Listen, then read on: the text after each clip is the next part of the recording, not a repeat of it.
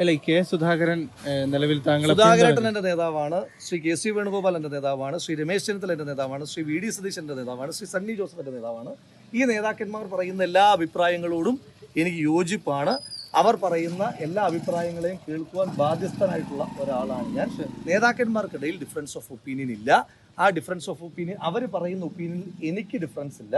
അപ്പോൾ അതുകൊണ്ട് തന്നെ ഇതിനകത്ത് എന്തൊക്കെയോ ഉണ്ട് എന്ന് പറഞ്ഞ് വരുത്തി തീർക്കാൻ വേണ്ടിയിട്ടുള്ള പ്രശ്നം. അല്ല, ഈ സുധാകരൻ പിന്തുണച്ചു, പക്ഷേ ചെന്നിത്തല മാറി നിൽക്കാനാണ് ആവശ്യപ്പെട്ടിരിക്കുന്നത്. അല്ല, ശ്രീ രമേശ് ചെന്നിത്തല അടക്കമുള്ള ആളുകൾ പറഞ്ഞിരിക്കുന്ന കാര്യം ഞാൻ അനുസരിക്കുന്നുണ്ട്. നേതാക്കന്മാർ പറയുന്നത് എന്താണ്, അത് ഞാനും ചെയ്തിട്ടില്ലല്ലോ. നേതാക്കന്മാർ പറയുന്നത് സസ്പെൻഷൻ പീരീഡിലുള്ള ഒരാൾ പാർട്ടി പരിപാടികളിൽ പങ്കെടുക്കാൻ പാടില്ല. ഞാൻ പാർട്ടി പരിപാടികളിലല്ല പങ്കെടുക്കുന്നത്.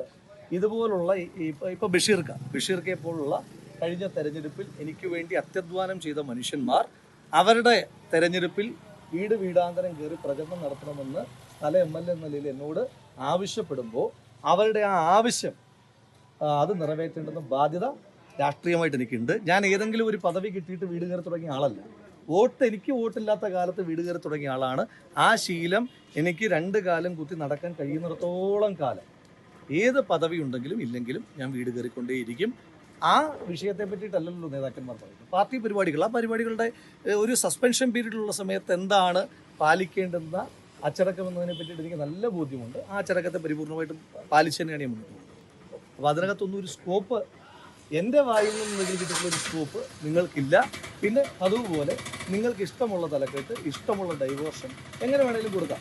അപ്പോൾ ഇതിനകത്ത് എനിക്കിപ്പോഴുള്ള സംശയം, നിങ്ങൾക്ക് ഇഷ്ടമുള്ള നെഗറ്റീവ് പറയാനാണെങ്കിൽ നിങ്ങൾ മുകളിൽ കൊടുക്കുന്ന തലക്കെട്ടും നിങ്ങളുടെ വിശദീകരണവും ആ ആളുടെ ബൈറ്റും തമ്മിലൊരു ബന്ധം ഉണ്ടാകില്ല. ജനങ്ങൾ ഇതെല്ലാം കാണുമല്ലേ, എല്ലാം കാണട്ടെ, ജനങ്ങൾ കാണട്ടെ, അവർ തീരുമാനിക്കട്ടെ. ജനകീയ കോടതിയിൽ എനിക്ക് പറയാനുള്ളത് ഞാനിങ്ങനെ പറഞ്ഞുകൊണ്ടേയിരിക്കും. അത് ഇപ്പം നിങ്ങൾ അങ്ങനെയൊക്കെ നരേഷൻ കൊടുത്തു കഴിഞ്ഞാൽ ജനകീയ കോടതിയിൽ ഇതൊക്കെ ജനങ്ങൾ കേൾക്കുന്നു. ഏറ്റവും പുതിയ വാർത്തകളും വിശേഷങ്ങളും വിരൽ തുമ്പിലറിയാൻ സീ മലയാളം ന്യൂസ് എല്ലാ ഡിജിറ്റൽ പ്ലാറ്റ്ഫോമുകളിലും ലഭ്യം.